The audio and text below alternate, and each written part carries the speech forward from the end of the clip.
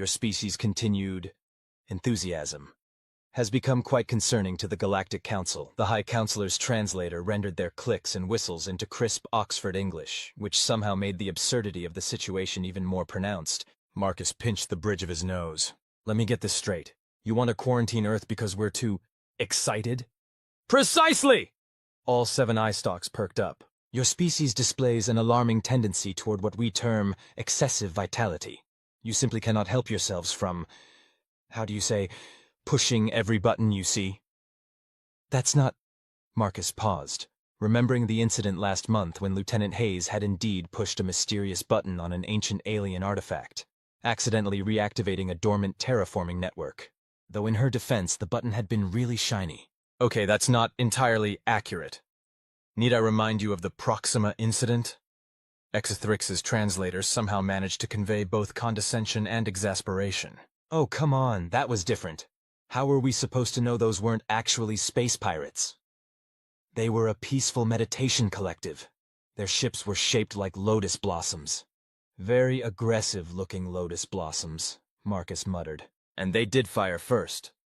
After your patrol vessel challenged them to, and I quote, "Show us what you've got, flower power." Marcus made a mental note to have a word with Captain Rivera about appropriate first contact protocols. Again, look, High Counselor, surely we can reach a more reasonable solution than quarantine. Earth has made valuable contributions to the galactic community. Oh yes, like introducing the concept of extreme sports to the hive mind of Beta Centauri. Half their drone clusters now attempt to perform what you call sick flips during routine maintenance operations. The efficiency ratings of those maintenance drones have improved by 23%, Marcus pointed out. They've started wearing tiny helmets, with flame decals.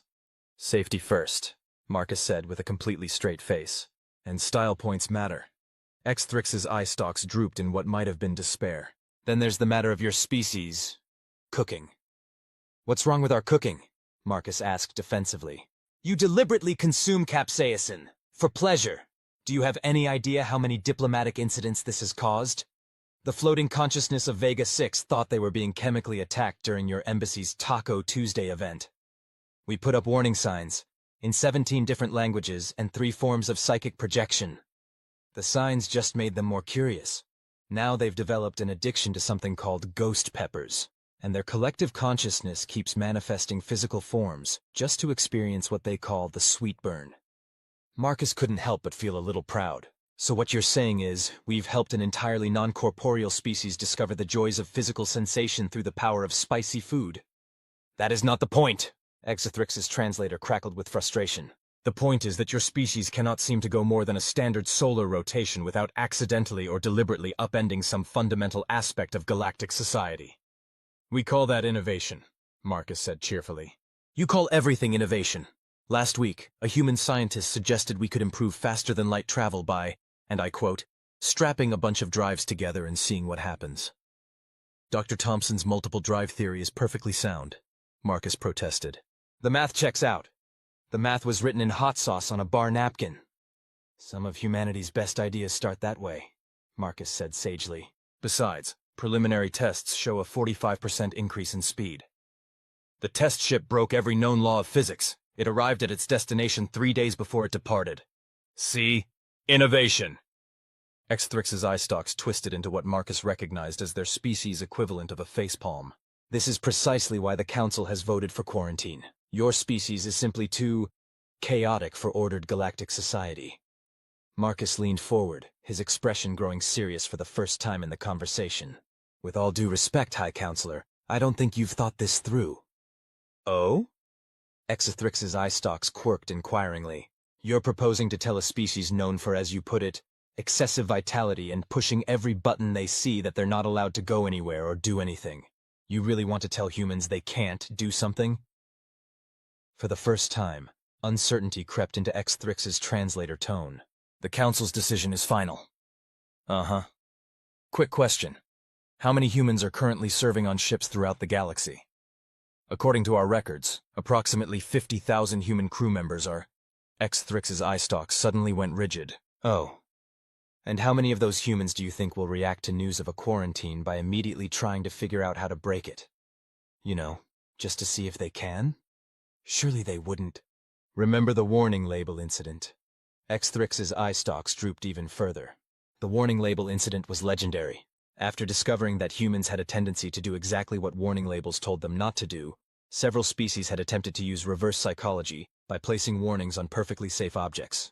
This had backfired spectacularly when humans had quickly caught on and developed a complex social game of trying to figure out which warning labels were real and which were fake, leading to what became known as the Great Warning Label Revolution of 2784. Perhaps, Exathrix said carefully, the Council should reconsider its approach.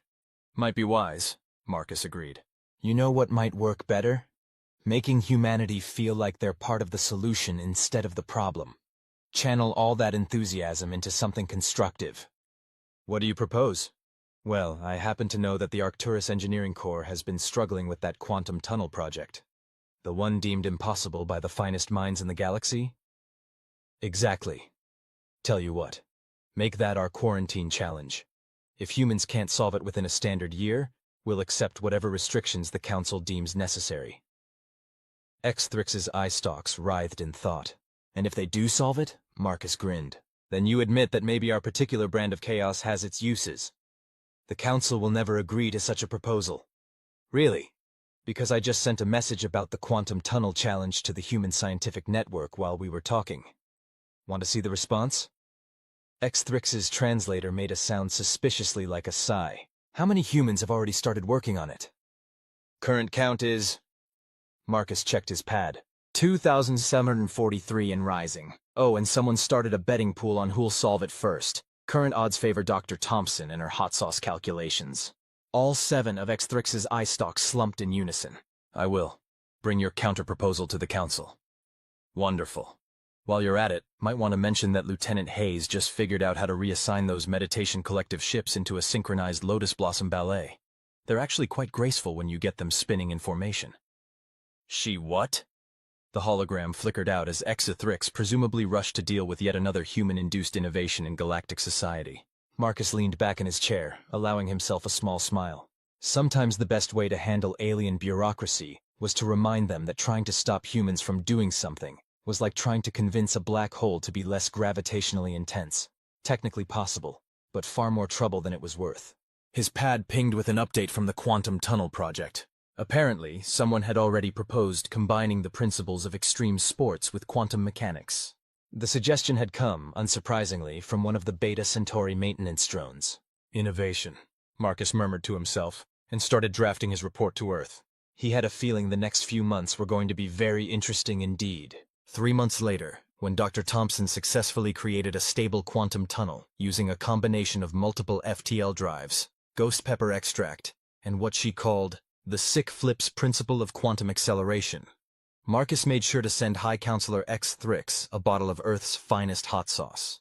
The accompanying note read simply, "Sometimes chaos is just creativity you haven't understood yet." The High Counselor's response was equally brief. The Council has voted to establish a new department, the Bureau of Human Innovation Management. Your Dr. Thompson will head it. Please tell her the flame decals on the official seal were unnecessary. Marcus knew better than to mention that the flame decals had actually been suggested by the floating consciousness of Vega 6. Some innovations, he decided, were better left unexplained. Welcome to your first day at BHIM, Ambassador Rodriguez announced to the assembled crowd of aliens and humans. The newly christened Bureau of Human Innovation Management occupied an entire space station, deliberately positioned at the intersection of 7 major travel routes. The station itself looked like what would happen if a modern art museum had a child with a carnival funhouse, which was exactly the point. Dr. Thompson, sporting her trademark lab coat decorated with mathematical equations written in various hot sauces, stepped forward. Right then, first order of business. Who wants to learn about our new department motto? A nervous ripple passed through the alien contingent. The human contingent, meanwhile, leaned forward with obvious interest. If it's stupid and it works, it's not stupid? One of the Vega 6 consciousness manifestations guessed hopefully. Close, Dr. Thompson grinned. It's hold my beer and watch this, for science. Marcus watched X-Thrix's eye stalks perform their most impressive contortion yet. I must protest. This is meant to be a serious governmental department. Oh, it is, Dr. Thompson assured them, pulling up a holographic presentation. Look at these efficiency metrics from our trial runs.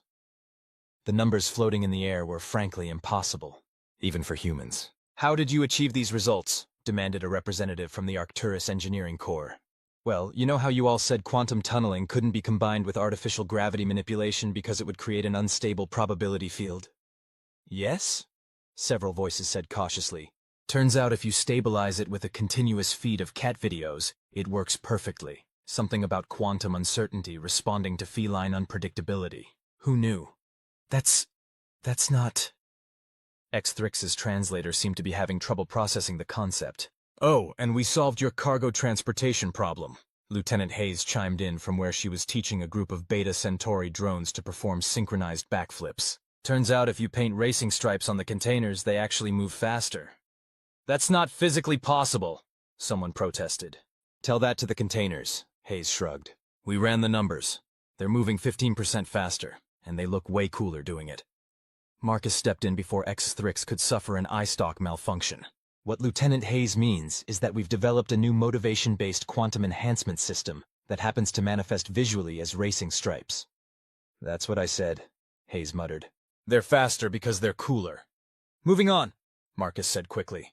"Dr. Thompson, perhaps you'd like to share some of our upcoming projects?" "Right!" She pulled up another hologram. "So, you know how the hive mind of Beta Centauri has been having trouble with their deep space communication network? The quantum entanglement array has been experiencing unprecedented delays," one of the Beta Centauri representatives confirmed. Their tiny helmet gleamed under the station lights. "We figured out the problem. You're being too polite." What? "The quantum particles. They're being too orderly, waiting their turn, maintaining proper queue etiquette. Very British of them, really. But we found that if you agitate them with a bit of New York City rush hour energy, they transmit data much faster." "You're saying we need to make our quantum particles ruder?"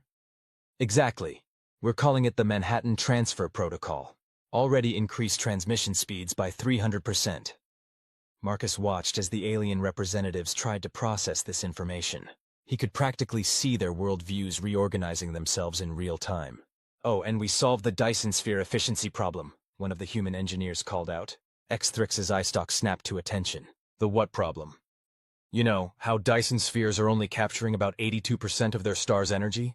Turns out if you treat the whole thing like a giant disco ball—" "No!" X-Thrix's translator crackled.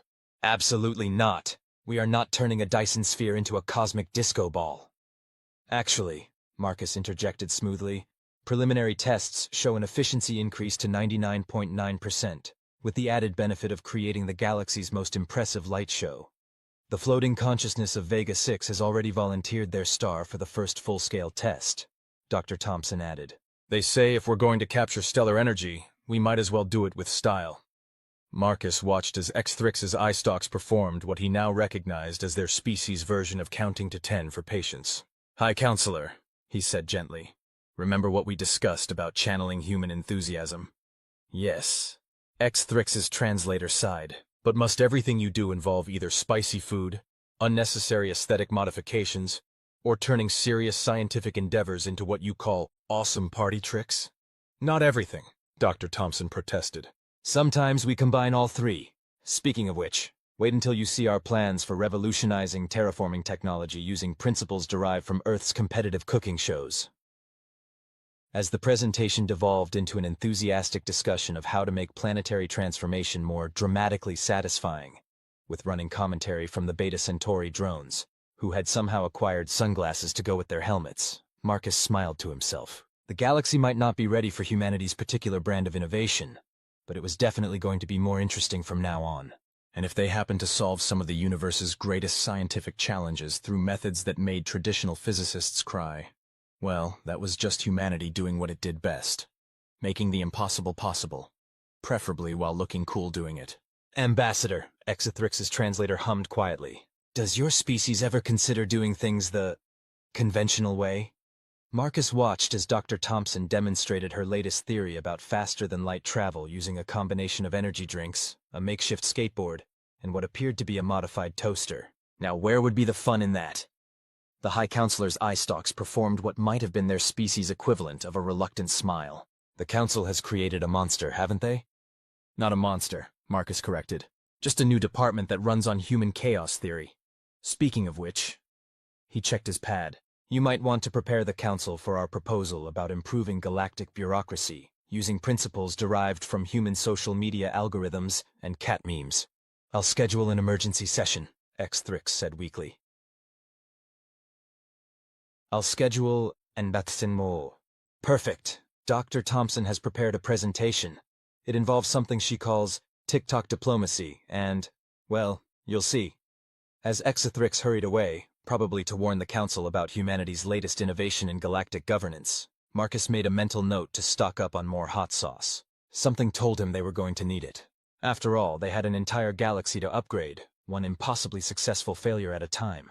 6 months after the establishment of BHM, Ambassador Marcus Rodriguez found himself in what the humans had dubbed the Chaos Room, officially known as the Department of Unprecedented Solutions.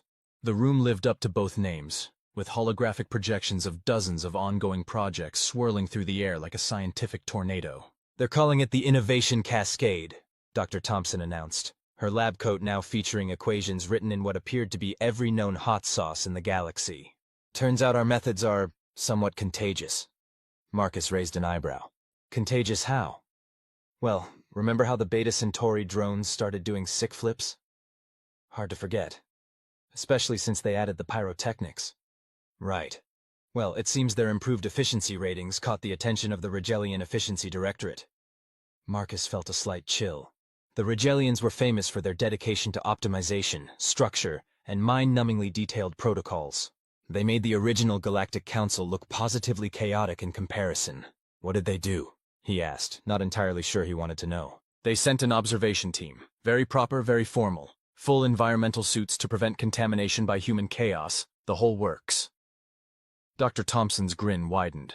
They lasted approximately 6 hours before one of them asked Lieutenant Hayes why the maintenance drones looked like they were having so much fun.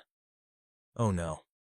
Oh yes. By the end of the week, they'd completely reorganized their entire industrial sector based on what they called the principle of awesome optimization. Marcus pinched the bridge of his nose. Please tell me they didn't. Their factory outputs are up 500%.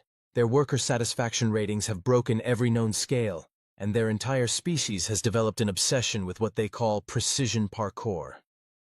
As if on cue, a group of Rigelian officials somersaulted past the room's window, their traditionally austere environmental suits now decorated with LED strips and trailing streamers.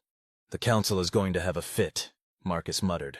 Oh, they already did. But then someone, and I'm not naming names, but it might have been that Vega 6 consciousness that's really into ghost peppers, pointed out that every single metric of galactic productivity has improved since we started spreading our particular brand of innovation. She pulled up a holographic chart that looked like someone had taken every known measure of progress and turned them up to 11. Even the quantum particles are happier, Lieutenant Hayes added, walking in with what appeared to be a skateboard made of exotic matter. The Manhattan Transfer Protocol has evolved. Now they're not just being New York rude, they're being Jersey aggressive. We're achieving faster-than-light communication by basically turning the quantum realm into a cosmic turnpike. The Arcturian physicists must be having conniptions, Marcus observed. Actually, they've started a theory that the universe runs on what they're calling the human uncertainty principle. The idea that if you tell a human something is impossible, the laws of physics will eventually get tired of arguing and just give up. Marcus watched as another group of Rigelians practiced wall running past the window, their suit-mounted cameras leaving light trails in their wake.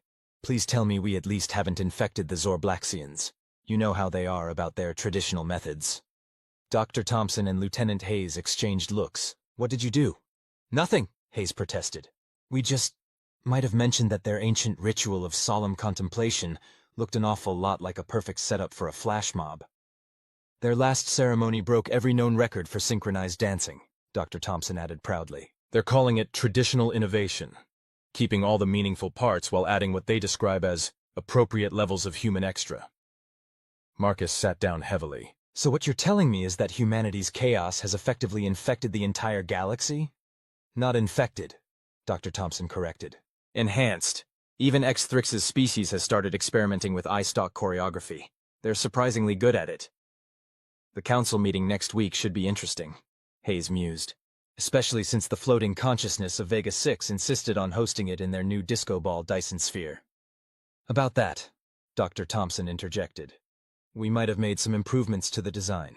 Turns out if you add quantum-entangled mirror balls... She was interrupted by a priority message notification. The holographic form of High Counselor X-Thrix materialized in the center of the room.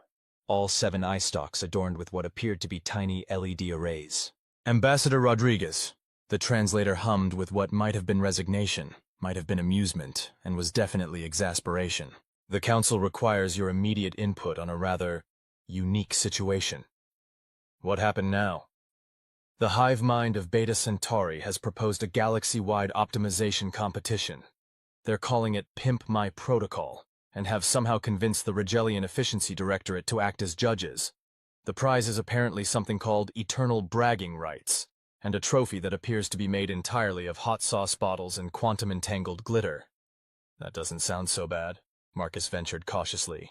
The Zorblaxians have already submitted an entry that combines their ritual movements with something they're calling breakdance fighting, and the floating consciousness of Vega 6 is demanding we add a talent show portion to all future diplomatic negotiations. Marcus looked at Dr. Thompson, who was trying very hard to maintain a serious expression. I don't suppose you had anything to do with this? Would you believe it was actually the Arcturian physicists' idea? Something about applying the human uncertainty principle to bureaucracy itself. They're calling it Schrödinger's red tape. Until you actually try to do something impossible, all possibilities exist in a superposition of awesome. X-Thrix's eyestalks performed what was definitely a sign of surrender. The Council has concluded that attempting to contain human chaos was perhaps misguided. Oh? Marcus tried not to sound too smug. Indeed. We have therefore voted to implement a new galaxy-wide directive. If you can't beat them, join them. But try to keep the property damage to a minimum. That's very reasonable of you, Marcus said diplomatically. We had little choice. The alternative was trying to explain to the Regellians why they couldn't install a zero-gravity parkour course in the council chambers. X-Thrix's eyestalks drooped slightly. Though I must admit, their proposal was impressively detailed. They even included a cost-benefit analysis, showing how it would improve voting efficiency by making boring legislation more extreme. As if to punctuate this statement, another group of Regellians backflipped past the window, their suits now equipped with what appeared to be tiny rocket boosters. Ambassador, X-Thrix's translator hummed. Do you ever wonder if perhaps we've created something that might fundamentally alter the very nature of galactic civilization?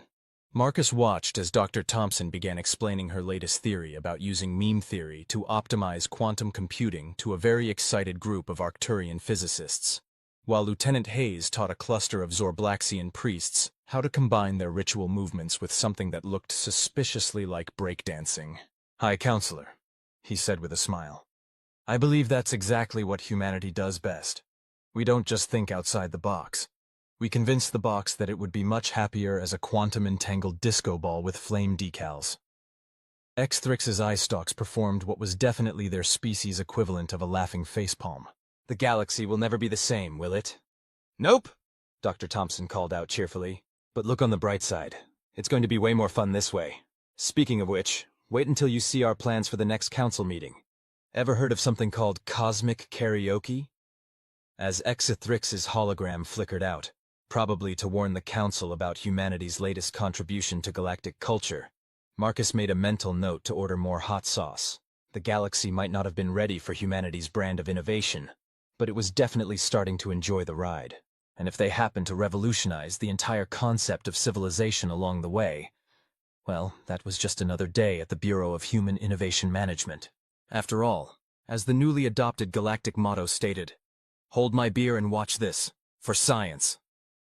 1 year after the establishment of BHIM, the galaxy prepared for what would become known as the most significant event in cosmic history since the invention of faster-than-light travel. Though technically, according to Dr. Thompson, that hadn't happened yet, due to some lingering temporal irregularities from her multiple drive experiments. The first annual Intergalactic Innovation Exhibition was held in orbit around the newly christened Party Star, formerly known as Vega 6, whose Dyson Sphere now doubled as the galaxy's largest entertainment venue.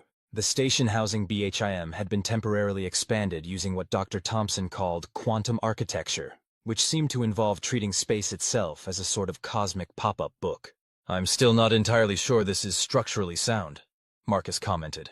watching as another wing of the station unfolded from what appeared to be a pocket dimension. Technically, nothing is structurally sound if you look at it closely enough, Dr. Thompson replied cheerfully. Quantum mechanics says everything is mostly empty space anyway. We're just being more honest about it. And the rainbow trails? Quantum probability precipitation. Turns out when you fold space-time like origami, it leaves pretty patterns. The Zorblaxians insisted we keep them, said it added appropriate ceremonial gravitas. Marcus watched as a delegation of Rigelian officials performed a precisely choreographed zero-gravity entrance sequence through one of the quantum corridors, their environmental suits now featuring holographic displays showing their optimization statistics in real time. Is that dubstep they're dancing to? Ancient Earth music is very popular now, Lieutenant Hayes explained, skating past on what appeared to be a hovering quantum surfboard. The Arcturian physicists discovered that certain bass drops perfectly match the resonant frequency of quantum probability waves. They're calling it sick beats for sick science. Before Marcus could process this information, a familiar set of eyestalks appeared around the corner. High Counselor X Thrix had apparently embraced the spirit of the exhibition. Each eyestalk now sported a different color of LED array, synchronized to pulse in time with their translator's speech patterns. Ambassador Rodriguez, the translator hummed with what was definitely amusement. I believe you'll be pleased to know that the Council has officially abandoned all pretense of maintaining traditional galactic order. Oh? Indeed. After the hive mind of Beta Centauri submitted their proposal for reorganizing the entire government using what they call viral governance mechanics, we decided resistance was futile. X Thrix's eyestalks performed a complicated dance that somehow conveyed both resignation and enthusiasm. Also, their TikTok presentation was, as they say, absolutely fire. Speaking of fire, Dr. Thompson interjected, wait until you see what the floating consciousness of Vega 6 has done with their ghost pepper cultivation project. They've achieved sentient spiciness. Marcus blinked. I'm sorry, they've what now? Apparently, if you grow ghost peppers in a quantum greenhouse while exposing them to a non-corporeal consciousness, they develop their own form of awareness. The peppers are now participating in diplomatic negotiations as independent entities. That's not how biology works, Marcus protested weakly. Tell that to the peppers. They've already drafted a constitution. Their main platform is making the galaxy spicy enough to evolve consciousness in all forms of matter. The Arcturian physicists are beside themselves with excitement. Something about consciousness being an emergent property of sufficiently spicy quantum states. X Thrix's translator made a sound that might have been a chuckle. You'll be pleased to know that your Dr. Thompson's TikTok diplomacy has been officially adopted as the standard format for all council proceedings. The short video format does make policy discussions more engaging, Hayes noted, especially since the Rigelians started adding parkour transitions between agenda items. Yes, well, Exithrix's eyestalks performed what might have been a shrug. We found that governance is 47% more efficient when all proposals must be presented in the form of viral dance challenges. Though I must admit, I'm still adjusting to the requirement that all council members must end their speeches with, "Don't forget to like and subscribe." Their conversation was interrupted by a commotion from the main exhibition hall. A group of Zorblaxian priests, their traditional robes now equipped with LED trim and hover capabilities, were engaged in what appeared to be a ritual dance battle with a delegation from the Arcturus Engineering Corps. Should we stop them? Marcus asked, reaching for his diplomatic protocols handbook. Oh no, Dr. Thompson grinned. This is the new peer review process. The Zorblaxians proposed combining their traditional movement-based philosophy with academic discourse. If your scientific theory can't be defended through interpretive dance, is it really worth publishing? The acceptance rate for papers has actually improved, Hayes added. Turns out it's a lot harder to hide flawed methodology when you have to explain it through synchronized anti-gravity ballet. Marcus watched as the dance battle reached its climax, with the Zorblaxians performing a series of impossible moves that seemed to briefly violate several laws of physics, while the Arcturians responded with a sequence that appeared to be a mathematical proof expressed entirely through quantum breakdancing. The galaxy has gone completely mad, he observed. Mad? Exithrix's translator hummed thoughtfully. Perhaps. But consider this. In the years since BHIM's establishment, we've seen more scientific and social progress than in the previous millennium. The Rigelians are experiencing joy, the Zorblaxians are innovating, the Arcturians are dancing, and somehow, impossibly, It's all working better than anyone could have imagined. Even the quantum particles are happier, Dr. Thompson noted. The Jersey attitude has spread through the entire quantum field. Space-time itself has developed a sort of sassy confidence. Do you know what happens when you combine that with the spicy consciousness of ghost peppers? I'm afraid to ask. We're achieving faster-than-light travel through what we're calling quantum attitude adjustment. The particles basically decide the laws of physics are more like guidelines and sass their way through space-time barriers. Marcus looked around at the exhibition, where species that had once been locked in rigid traditions were now freely exchanging ideas through a combination of dance, memes, quantum physics, and what appeared to be an intergalactic TikTok challenge involving zero-gravity parkour and mathematical proofs. You know, he said finally, when I became Earth's ambassador, I never imagined I'd be witnessing the birth of a new galactic culture based on the principle of hold my beer and watch this for science, or... None of us did, X-Thrix agreed, their eyestalks performing a complex light show. But I must admit, the galaxy is far more interesting this way. Though perhaps we should discuss your latest proposal about introducing something called extreme diplomatic sports to the Council's conflict resolution procedures? Ah, yes, Marcus smiled. We're calling it X Games diplomacy. Think of it as combining traditional negotiation with what happens when you give politicians skateboards and tell them to settle their differences through sick tricks. The Regellians have already submitted a 900-page proposal for optimizing half-pipe construction in zero gravity, Dr. Thompson added helpfully. As if on cue, a group of Beta Centauri drones zoomed past, their tiny helmets now featuring GoPro cameras, followed by a cluster of quantum-entangled ghost peppers engaged in what appeared to be a philosophical debate about the nature of spiciness in higher dimensions. Ambassador, Exithrix's translator hummed. Do you ever wonder if perhaps we've gone too far? Marcus watched as Dr. Thompson began explaining her latest theory about using meme magic as a fundamental force of nature to a very excited group of Arcturian physicists, while Lieutenant Hayes taught a quantum particle how to do a kickflip in 11 dimensions. High Counselor, he replied with a grin. I don't think we've gone nearly far enough. After all, we haven't even shown you what happens when you combine viral marketing with dark matter yet. X-Thrix's eyestalks performed what was definitely their species' equivalent of an eager lean forward. Do tell. And as Marcus began explaining humanity's latest contribution to galactic civilization, somewhere in the quantum realm, a particle did a sick flip, while muttering something about showing those Jersey quantum fields how it's done, bro. The galaxy would never be the same, but then again, that was exactly the point. The end.